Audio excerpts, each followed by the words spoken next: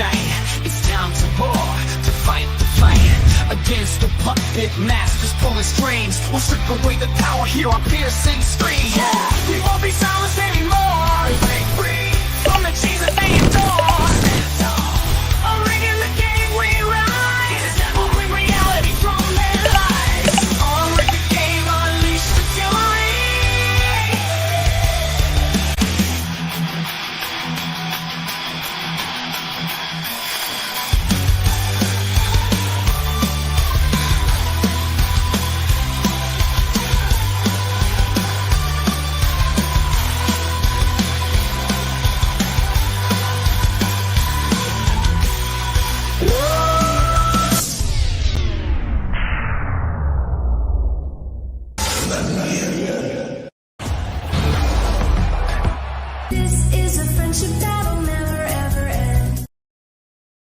Greetings and welcome to Unrig the Game. How you doing this evening? I am winning reality. I'm just an idea and I'm living well. Hope you are doing the same. Say hello to my VIPs in the front row. Daisy Girl, Williams, and Rumble. How's it going, Daisy? Shelly, Queen of the Jersey Shore, and Cool Gamer. Hey, what's up? So yeah, I heard that notifications didn't go out for my stream for some reason. Wonder why. You diehards make it all happen. Make it all happen. And tonight we will continue our journey into the book called Controligarchs by Seamus Bruner, thorough journalist and researcher. Who's been doing an amazing job on this new book. We are really enjoying it. We're into chapter 6, which means we're over halfway through. And the conversation soon will start about which book we shall tackle next. So look forward to that in the coming weeks as we discuss where we're going to go next with this. I have my ideas, but I'm going to put it out there to you guys a little bit too. That you are just as big a part of the show as I am. I'm just running the place. You guys are here to make it happen. The crowd makes the show happen. But before we do go over to our okay, I just got his live notification, but no 30-minute warning. Okay. So as live notifications go out, the crowd will be coming on in. But I got a really great opening segment for you guys tonight. Something you probably haven't seen yet. It just came out about 3 hours ago. And that is Tucker Carlson's post-Putin interview. He did an interview where he was talked about the interview itself with somebody else who was asking him questions about it. Now, interesting enough, he was at the World Government Summit of 2024. It's World Governments with an S Summit. And this is an interesting little gathering. So I looked into this a little bit as well, just to kind of figure out what this World Government Summit was about. It's in Dubai, which is a beautiful part of the world, very modern, and very full of wealthy individuals. They like that place. And I could see why. It's that one. If you've ever seen that picture of those turquoise water and these little round islands, that's like Dubai. Yeah. And it's a very, very aesthetic place, very beautiful place. So no doubt the richest people in the world want to dominate that and own it and just make it theirs. But a beautiful place nonetheless. You can go visit. I mean, it's not like it's off limits or anything. I might actually go do it. But they did this World Government Summit, and just because he's there doesn't mean no, he's part of it. I mean, it's not like they shut it off to everybody. Obviously, he's going to be somebody. Hey, Suzanne, how you doing? Look at you. You've gotten younger. Look at that picture. You gotten younger in your picture. They'll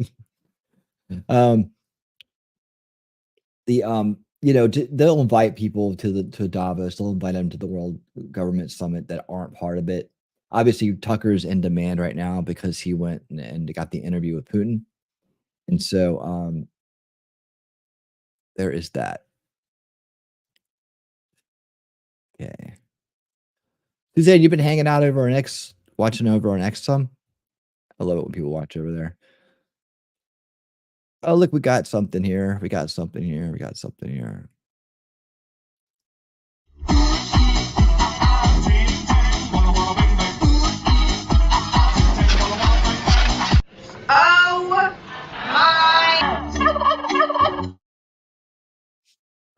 Talking Trash and Truth, thank you so much for the $10 super chat. I love this book. Can't wait to learn what's in this chapter. Have a great show. Thank you, and I will. And by the way, I did forget one thing. Let me just go ahead and turn it on. Thank you to all the members. There's the members, the subscribed members. Of course, we have some other members that have a guest pass, but if you want to make it official, you'll get on that cool scrolling banner at the bottom. I know that's like, something people aspire for. Oh, so you have gold. Awesome. I figured that was you over there. I can tell, I can see who's watching on X and stuff. So I'm glad that somebody's getting some use out of that platform with the show. So thank you so much for being over there and keep an eye on things for me on the X side. But yeah, it's great that's I don't expect a lot out of X at this point, but it's great. Anyways, that we're still putting the effort in there because effort will produce results. So, but Rumble has been doing great.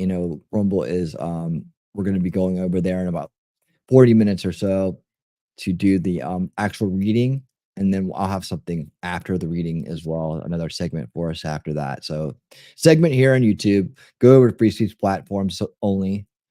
We do the book, and then we do a bonus segment at the end of that. So that's the way the show works. That's what we're going to do. And we're all going to love it. All right. Oh, that's your boy? Okay. Right on. Right on. Get the long hair like mine. Pretty close. We're pretty close. Yep. So the opening segment here tonight, it's about 26 minutes long, but it's an in-depth interview. So you got some nasty stuff going on in another chat channel tonight, so I'll be bouncing back and forth. Okay, cool. Gotcha. Stay away from that nasty stuff. But anyways, I think they were pretty fair to him. Oh, that was a few years ago. Cut it off a little bit. Yeah, I probably need to cut a few inches off my hair too. I don't know what's stopping me. Who knows?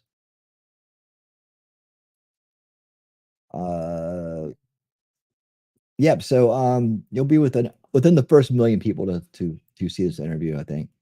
And it was a fair interview. Fair interview.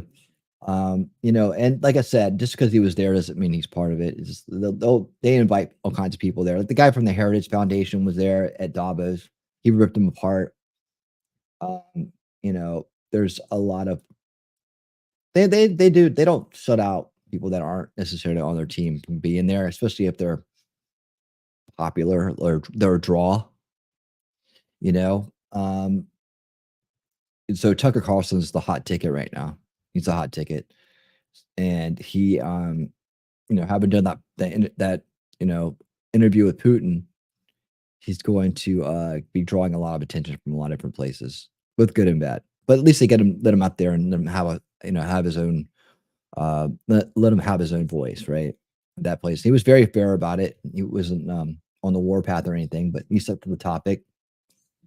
He's a very grounded dude. Very, but I'm getting to know him better as far as what he's about. Being independent will do that, right? You don't have your hands tied. You're not withholding or holding back because you're afraid of losing employment. That's a big deterrent, obviously. So he's getting ready. He's able to say what he wants, interview who he wants now, and just be himself. And he's earned it. All right. So we're gonna get this going here, ladies and gentlemen. The red hot interview with Tucker Carlson, just hot off the press here.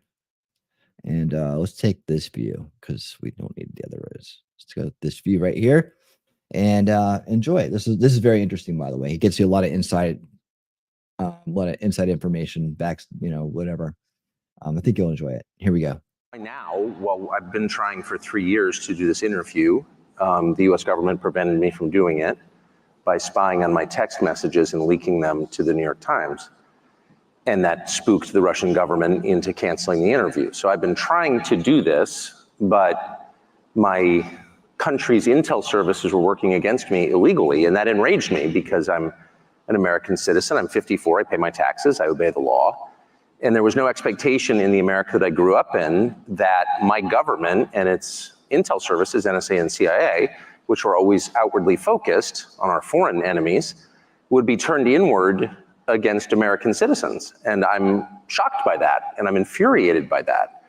And so once I discovered that that was happening, and I confirmed it was happening, and they admitted that they did it, then I was totally determined, monomaniacally dedicated to doing this interview, not simply because I want to know what Vladimir Putin is like and what he thinks about a war that is resetting the world and really gravely damaging my country's economy, but also because they told me I couldn't on the basis of illegitimate means and for no really clearly stated justification. And I thought that can't stand. I want to live in a free country. I was born in one. And I'm going to do whatever small thing I can do to maintain the society that I love. You are known to be pro-Republican Party, right wing of Republican Party. This is what they claim. They said first you've been a Democrat, That's not and then true. became a Republican. Okay. Or you are known to be pro-Trump, anti-Biden. What is truthful in this? And you went to Putin because you are pro-Trump and anti-Biden? I mean, my views are not very interesting. I'm not sure how I'd characterize them. They're changing as quickly as the world itself is changing. And as a matter of principle, I think that, that your views. Real quick. Tucker Carlson's 54 years old. Like, he looks good for 54, right? Did he say 54? Was it 54 or 56? I don't know. I think he said 54. I may be confusing him with Shizzy. But yeah, he looks really good for 54, man. I mean, he's in good shape, right? Yeah, right. For his mid 50s, he's doing good, man. He's living well. That's what living well will do for you. Bellator, how's it going? More thumbs up than people watching. Cool. Yeah, people. I got people that come by and drop a thumbs up before the show and do all that stuff. But that's awesome. Appreciate it. I hope you'll stick around. And we got a lot of people that come over and they give a thumbs up here and they go head over to Rumble because we do the main part of the show on Rumble. This is the warm-up show. We're watching the Tucker Carlson interview. So I hope you'll stick with us and join us on the Jump to the Free Speech platform so you can read the book with us. The more the merrier. That show is doing really well on Rumble, by the way. I mean, Rumble is doing great as it is. I mean, we've been we crossed 300. Right on. Yeah. We crossed 300 followers the first of the year, or right after the first year. We're up to 333 now. So we're flying over there. This show generally gets about, I think the lowest is 1,500 views. So the highest is almost 3,000 on one of these episodes. So this show is going off. Oh, just because I'm thinking of because he's the one that I know that's in the mid 50s. I just have to know because we had his birthday and whatnot or whatever. But for some reason I was just getting the age confused because I think Shizzy's 56. I could be wrong. And I think he said 54. I was just wondering if I got him inverted the way my crazy head works. Anyways, let's get back to the interview. However, Rumble's doing great. And yeah, we have a lot of people who like to show support by giving a thumbs up, but don't necessarily always make it back for the show. But that's all good because maybe they come back for the rewatches, right? Okay, let's rock and roll here. Let's get to this interview here. Should change when the evidence changes and assumptions that you had in the past are proven wrong. That has happened to me virtually every month of my life. If you pay close enough attention, you can rate your own performance, just as if you're betting on sports. I lost that one. And when you do, when it turns out that the things you thought were true were lies, you should admit it. So What are my views? I'm not certain. Tell the truth is my main view, and I plan to do that to the best of my ability. So Trump played no role in this whatsoever. There's obviously an election in my country coming to fruition in November. I have no idea what's going to happen. I think that the current administration is very obviously incompetent, and the president is senile.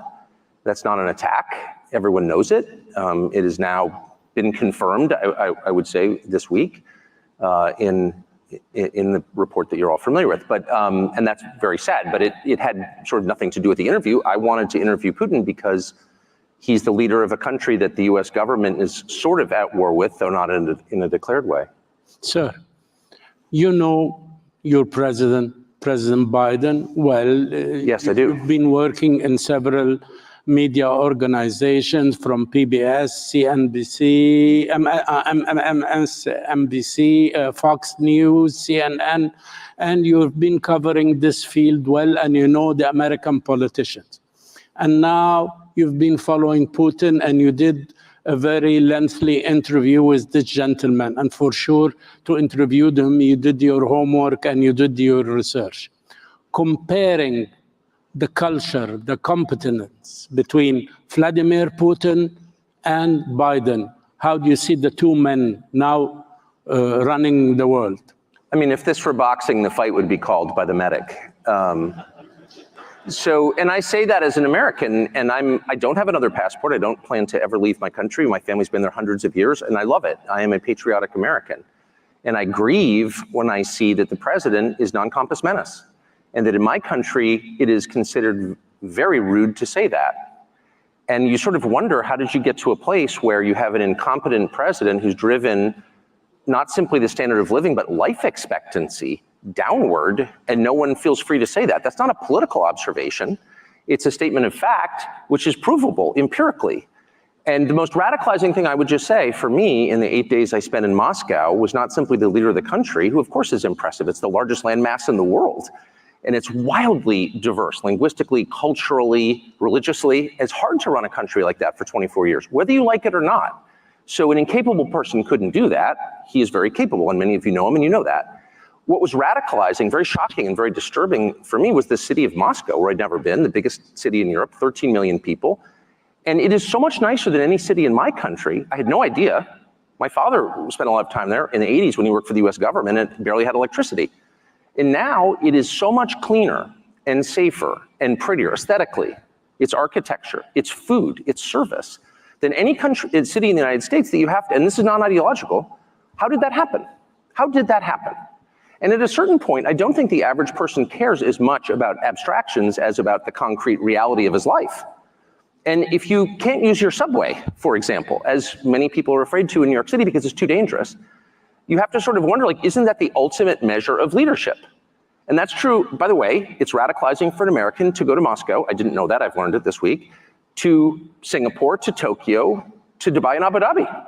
Because these cities, no matter how we're told they're run and on what principles they're run, are wonderful places to live that don't have rampant inflation, where you're not going to get raped. Sir, excuse me. What is that? Excuse me. Okay, so that's interesting, isn't it? I think that part was that jumped out at me when I listened to it the first time. Is like how much nicer and cleaner and safer Moscow seems to Tucker than cities in the United States. Like that would show that they're on the they're going up the scale and we're going down the scale. You know, and I don't know about you guys, but when you think of Russia and you think of Moscow, what are the archetypes? What are the images that flash in your mind immediately? Remember how we do this exercise, right? I say the word and you tell me the first image that pops in your mind, right? And that's the archetype image that you build off your belief off of, right? That's the way the mind works. So I've always thought of, like, you know, I mean, I just immediately think of cold, like blistering, icy, snow, cold, you know, everybody dressed in drab, similar outfits, you know, dark brown, dark greens. You know, I'm seeing the fuzzy hats. I'm seeing the, you know, just extremely frigid. Hey, Mimsy, how you doing? So I'm interested to hear what you guys think of when you think of Russia. Like when you think of Moscow, Do you think of this beautiful, well-kept, clean, friendly city? Or do you think you still think of like a despot, cold, frigid despot place where people are, you know, miserable and crime is rampant? I mean, you might be more closely thinking of like, and then on the inverse, you could also take that and be like, well, what are your archetypes about American cities now? Do you still like immediately default to beautiful, pristine, safe, and modern, or do you default to where it is today? Overrun, badly run, polluted, uh, high crime, weird people with weird ideas running around everywhere. Disharmonious, I guess, is the word I would think of. Like, do you think of that? What about you guys? Like, interact with me here.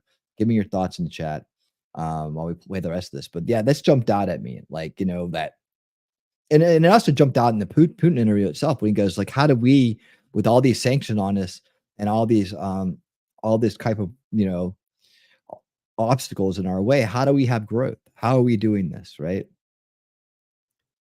There you go. Yeah, it pictures snowy, open, barren land with angry people and a lot of spying. There you go. That's an honest answer right there.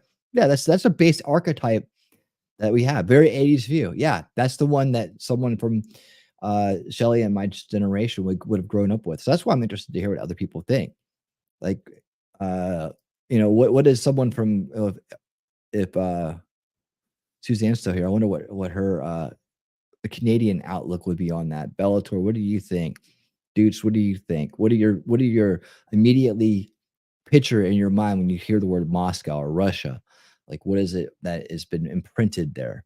It's a good exercise to go on because it's how you revet yourself. It's how you clean up your ideas, you optimize your ideas, you make sure that your ideas are up to date, right? So you're not living in the past or living under someone else's idea that they implanted there a very long time ago, and you just have always accepted.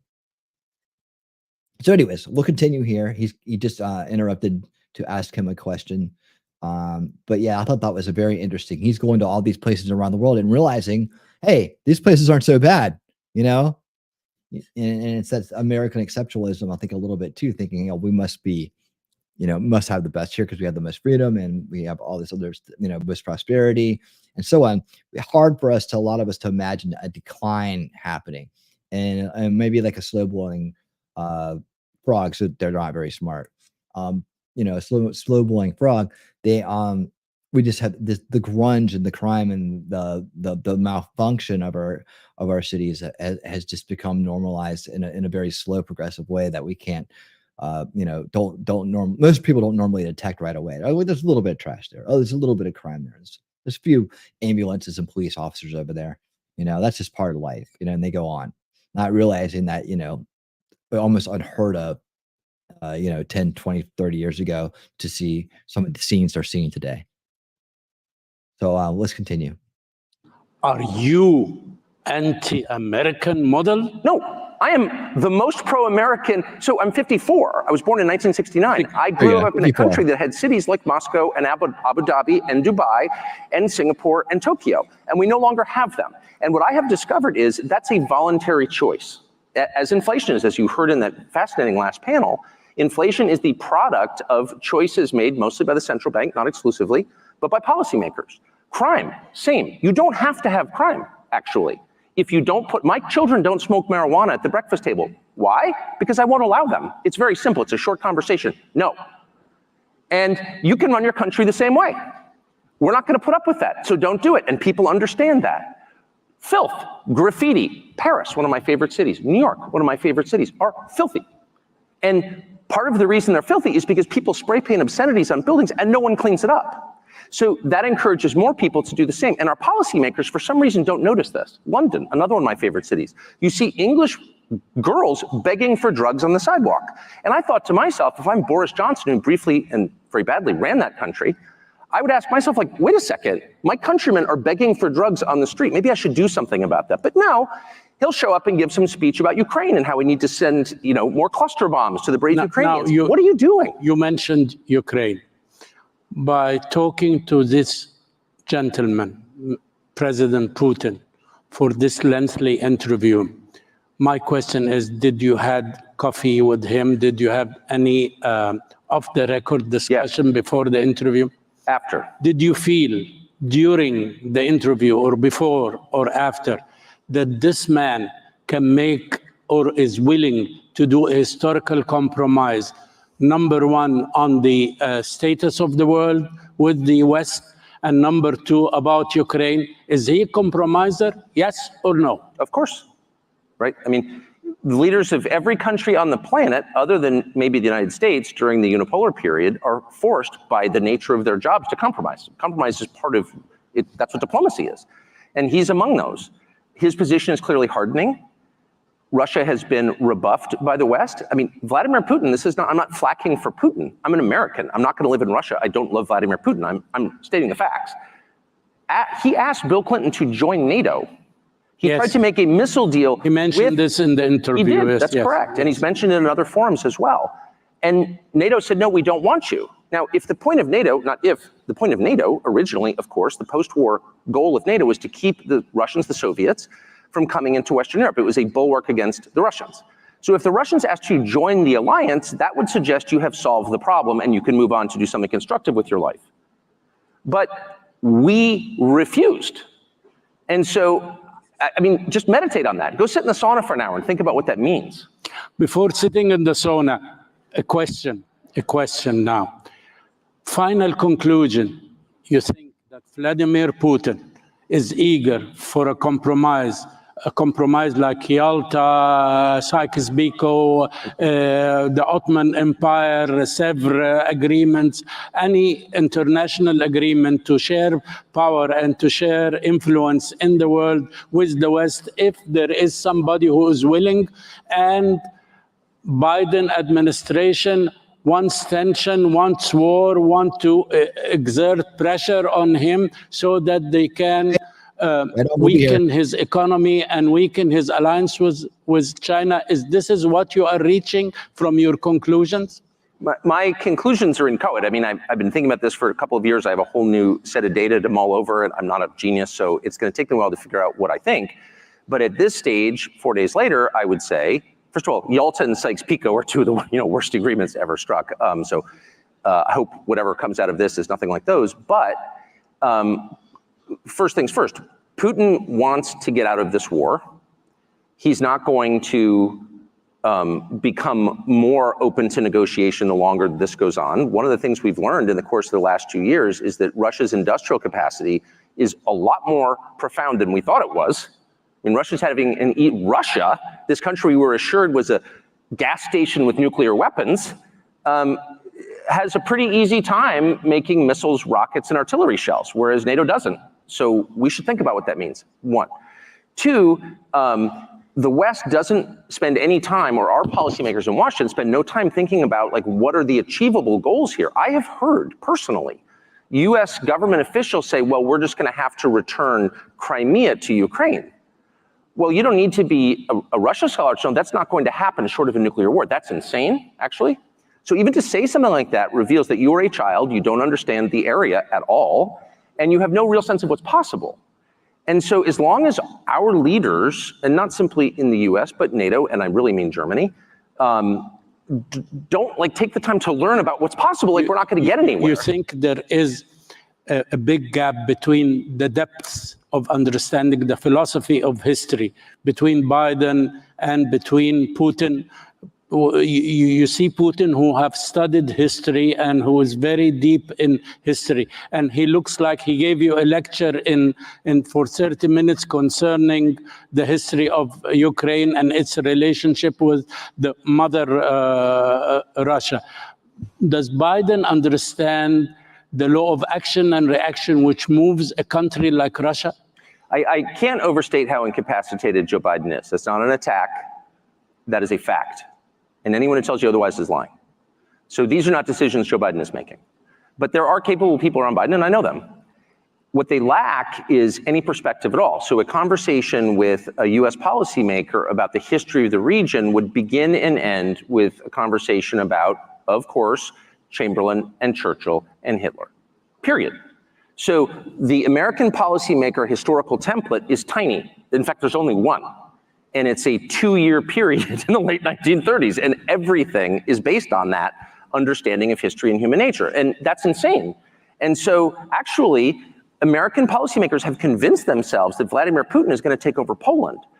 And it is not a defense of Putin. I don't mean to defend Putin. I'm not a fan of Putin's, and I'm not a subject of Putin's. I'm an American. However, there's no evidence that Putin has any interest in expanding his borders. He is the largest country in the world, and it's very hard to run. They don't need natural resources. There's nothing in Poland he wants. There's nothing he will gain by taking Poland other than more trouble. If you're saying that he's going to invade Poland, you don't know what you're talking about. Here is a point in the interview when you asked him, are you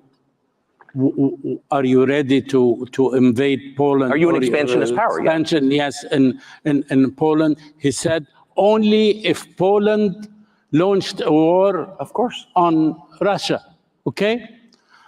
Ukraine did not launch a war on Russia, and he invaded Ukraine. Why you didn't follow up on this question? I started with that question, actually. But he treated me to 35 minutes of Catherine the Great. Okay. And the Rus. But no, the core question is, why did he move his forces into eastern Ukraine? And I watched this from a distant vantage in the United States, and I watched the Vice President of the United States, Kamala Harris, go to the Munich Security Conference just days before that, in February of 2022, and say in a public forum, at a press conference to Zelensky, the president of Ukraine, we want you to join NATO. Which is another way of saying, it's a synonym for, we plan to put nuclear weapons on Russia's border. You think they threw a bait for him? Are you joking? Of course they did. And it just tells you how constipated and restricted and censored the US media landscape is, that I was the only one who said that. Well, wait a second. The purpose of diplomacy is to reach a peaceful, mutually one hopes beneficial conclusion to a crisis. So if you're showing up voluntarily at the Munich Security Conference and saying, hey, Zelensky, why don't you allow us to put nuclear weapons on Russia's border? You're cruising for a war because you know that's the red line. Because Putin has said that, and any close observer of the area already knows that. Now, do you have an explanation? So the short answer, Kamala Harris is the reason for the Ukraine-Russia war. There you go. I figured it was probably her fault. But yeah, actually, Putin said in the interview, they really considered the start of the war, the escalation, the catalyst for it, if you not, was the coup in 2014. So I talked about this before. I can't remember what show it was, but recently, how that means that for 2 years or a year and a half, maybe, depends on what I can't remember the actual date in 2014 that happened, that they were responding to that, right, in some way. As in, you better not, or you shouldn't. If you do this, they're trying to lay out their boundaries for those 2 years. Then Trump gets in 2016, and nothing happens until he's out. And then Big Mouth Harris runs over there and starts, Biden and the rest of the establishment starts trying to coax or tries to fulfill, I guess, what they want to have happen and get Ukraine into NATO, which they know exactly what's going to happen. So it's a bully move to even do that when you've already been told, if you do this, it will be considered an act of war, or we will have to take measures against this, right, for their own security, as they're being boxed in, putting nuclear weapons on their borders. That's just not going to happen, from their perspective. So war, kinetic war, physical war, it's the last stage of war. It's the last, 7 to 5% of the war. The big war is usually they're long coming, right? They start internally. They start with subversive practices, and they start with catalyzing events and so on. Very rarely does something happen one day and they're at a physical war the next day. It's a long process, and that's what most Americans don't get. Is what is war? They don't really get it. The archetype in our minds is World War II. It's ingrained into almost all of us. And as I found out, a lot of the younger generations, see it as more Middle Eastern, right? But generally, a lot of people have the same U.S. history archetypes embedded in their brains when it comes to what war is. So they don't see war around them when it's happening. They don't understand that the difference between a kinetic war, right, and just war in general, warfare in general. There's psychological warfare, right? There's a lot of other things that go into it that modern warfare entails, right? It's not like the good old days where, I guess, who knows, right? The good old days, the good old centuries, where two armies would meet on the battlefield because of land or because of some kind of, expansion by an empire. That's not what happens these days. It's much more complicated, and you introduce information-based warfare, and it gets even more complicated. So, time to erase that World War II archetype from your mind and say, hey, it's not a war unless someone's shooting. Now, these things generally start way before the bullets fly. A reasonable explanation why there is this anti-war and this very negative remarks about this interview from a lot of your colleagues and a lot of politicians in the world? One of the ways that I think I'm different is I don't like the internet, and I haven't seen any of the reaction, and I would imagine, I'm not the most popular person among my colleagues in the United States. I wouldn't have dinner with them anyway, so it's no great loss. But, I can't imagine what their motives would be. I didn't go to Russia, of course, to promote Vladimir Putin, and if that was my purpose, I'd say so, because I'm not embarrassed. I went because I felt that most Americans, in whose name all of this is being done, don't really know what's happening, and they know nothing about the guy they're supposedly at war with, unofficially. And I just felt that my job, if I have a job in this world, is to bring information to people so they can decide. And so I wanted to do the longest interview I could with Vladimir Putin that contained the most amount of Vladimir Putin talking, not me grandstanding about what a great person I am. When an American journalist interviews someone like Vladimir Putin, the whole point of the interview is to say, I'm a good person and you're not. And that interview was aimed at his colleagues in the newsrooms in the United States. I'm a good person. Why are you such a bad person? You're committing genocide. Okay. That's not fruitful, and that's certainly not my role. I care what God thinks of me, what my wife thinks of me, and what my 4 children think of me, and that's all I care about. So I don't need to prove that I'm a good person. I want to hear Vladimir Putin talk so people in my country can assess what's happening. That's it. I'll use the devil's advocate. But advocate away. Yes. Okay, I'll tell you. You should challenge in the rules of an interview, and you're a master in your business. It's not for me to give you a lecture about that, but you should challenge some ideas. For instance, you didn't talk about freedom of speech in Russia. You did not talk about Navalny, about assassinations, about the restrictions on opposition in the coming elections. I didn't talk about the things that every other American media outlet talks about. Why? Yes, this because is my those question. are covered, and because I have spent my life talking to people who run countries in various countries and have concluded the following, that every leader kills people, including my leader. Every leader kills people. Some kill more than others. Leadership requires killing people, sorry. That's why I wouldn't want to be a leader. That press restriction is universal in the United States. I know because I've lived it. Ask my former, I've had a lot of jobs. And I've done this for 34 years and I know how it works. And there's more censorship in Russia than there is in the United States, but there's a great deal in the United States. And so, at a certain point, it's like people can decide whether they think, what countries they think are better, what systems they think are better. I just want to know what he thinks. That was the whole point. Yes, I was very surprised about an inappropriate remark. I don't think it contains any of the what you can call jauntiness or niceties from Mrs. Clinton when she mentioned a phrase about you. I don't want to repeat it. Oh, you're not going to hurt my feelings, don't worry. Well, gentlemen, she called this gentleman, this honorable gentleman, that he is playing the role of a, you say it. I didn't see it. You didn't see it? She's a child, I don't listen to her. No. How's Libya doing? No. Okay. She said the useful idiot.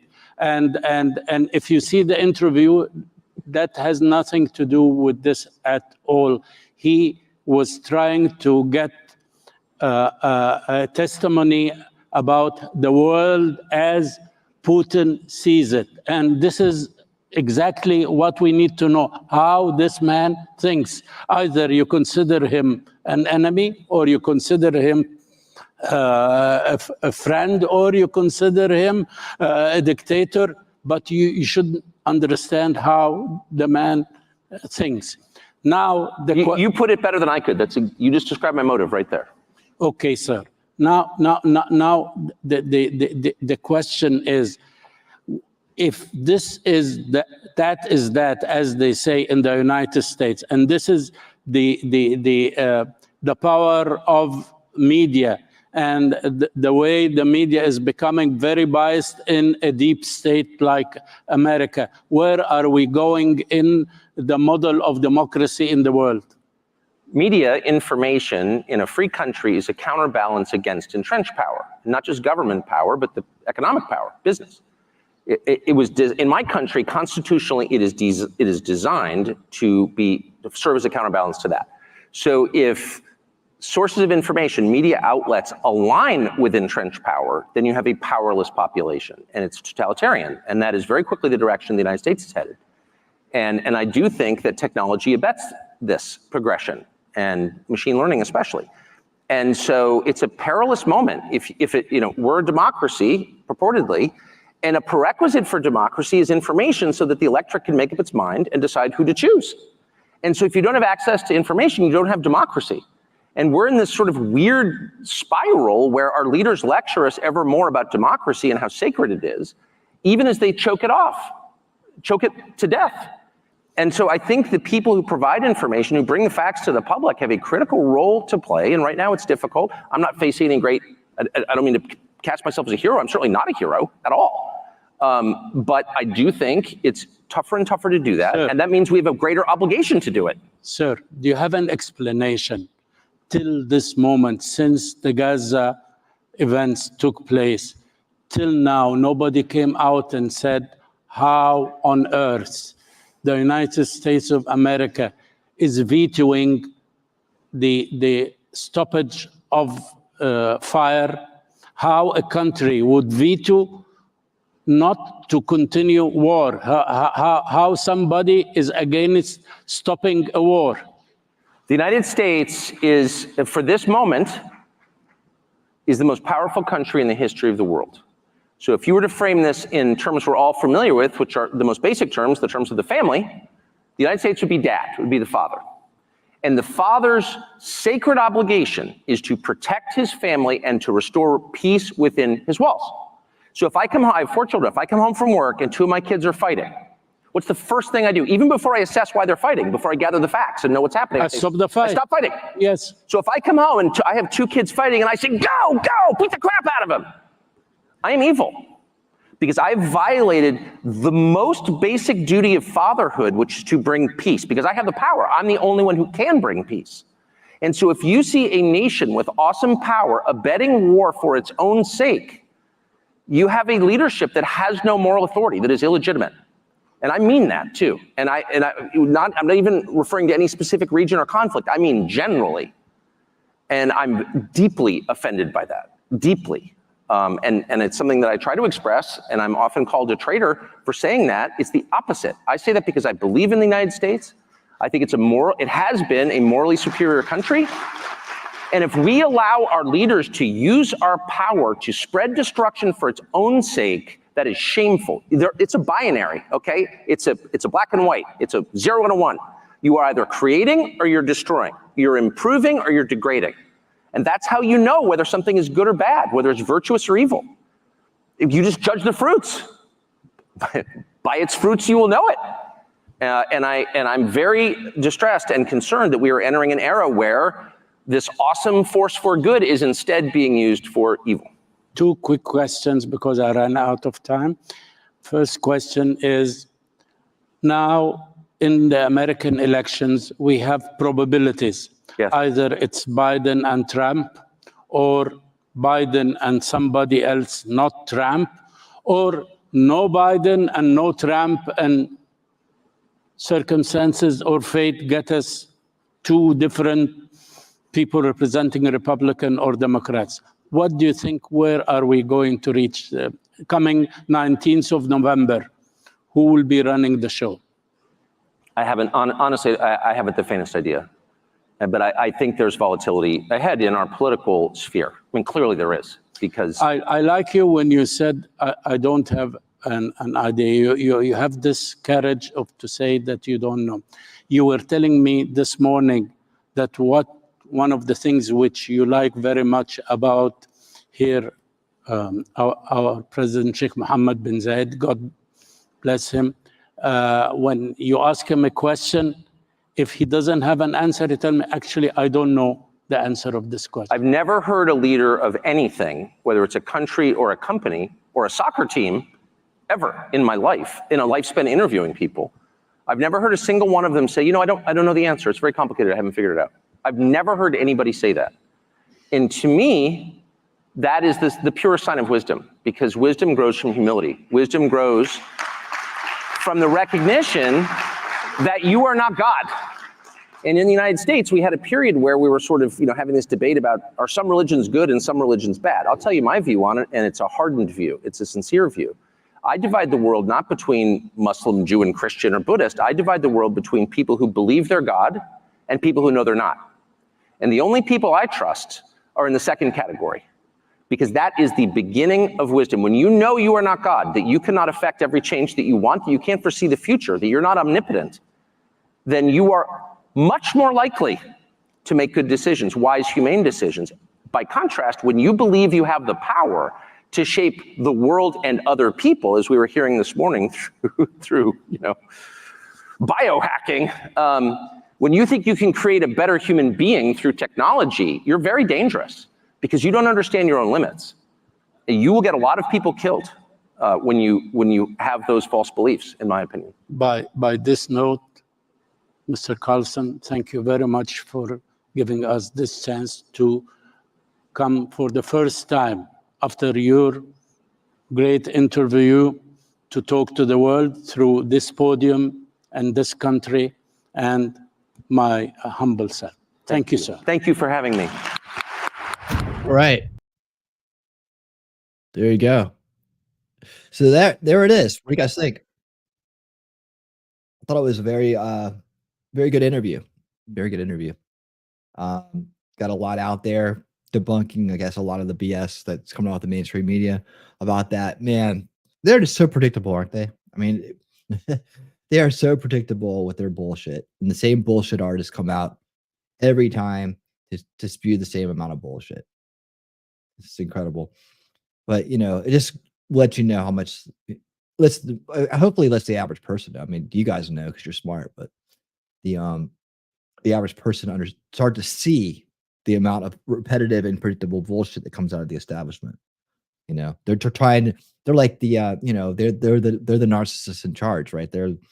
They got this huge web of lies they're spinning, and then they're so far in they can never stop.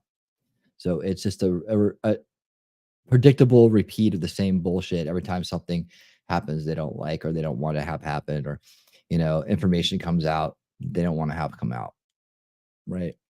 Anything that's going to affect their grand design on their big web of lies. But you know, Tucker did a great thing in getting that interview, and I think he handled it correctly all the way around. I know some people would like more. Maybe there will be more one day. Who knows? Maybe there will be a part 2. But for what it's worth, it's good to hear what his thoughts on it now after having achieved that. You know, I thought it was a really fair and straight up very well done interview. So impressed. All right, guys. Well, any thoughts? Any thoughts from the crowd? Throw them out there in the chat and we will discuss them. So, Doots, welcome. How you doing, my Australian friend? I saw that you happy to see you stop by and hang out with us. I'm hoping that you have a Rumble account or an X account. Rumble is more an interactive account. That's where the chat's going to be. What we do is we start out here. We do a little bit of an opening show, and then we all head over to free speech platforms, which we're already on, but we just go there exclusively. And then we do the book. And if you haven't checked out this book yet, you probably would really enjoy it. We're up to chapter 6 tonight, but all chapters are available in full on Rumble. And I think you will enjoy this book if you haven't read it or know anything about it. Give it a shot tonight, see what you think. And hopefully you will be able to join us over on Rumble, as well as, see, I saw some other people pop in here. that I wanted to make sure has Rumble accounts. Well, yeah, Bellator says they have one. That's good. And I know that Crown and everybody else here has one. And so, that being said, pinned in the comments are the links to the Rumble and to the X, depending on where you want to view them this evening. We got one person over there on X, so you may want to check out Rumble. But for interactions, or if you just want to take a listen, you can listen on either one. But ladies and gentlemen, it's that time. So we're going to bid farewell to the censorship platform known as YouTube for the evening. And thank you guys for coming to the pre-show on YouTube. I do appreciate that. You know, we like to include YouTube for the pre-show. You know, if we could show everything on here, we would, but they don't want it. They don't want it that way, so we can't. But you know, we try to open it up, and so the people like Dutes pop in, and Bellator and others that maybe are generally on YouTube pop in and hang out for a while, and then if they want to join us and come on over to Rumble, where things are taking off, things are happening, free speech platforms, they're more than welcome to do so. But anyways, guys, you know what time it is. It's time to bid farewell to YouTube for the evening and head on over to Rumble. So let's get it going. Man, everyone's tensed up for a Rumble.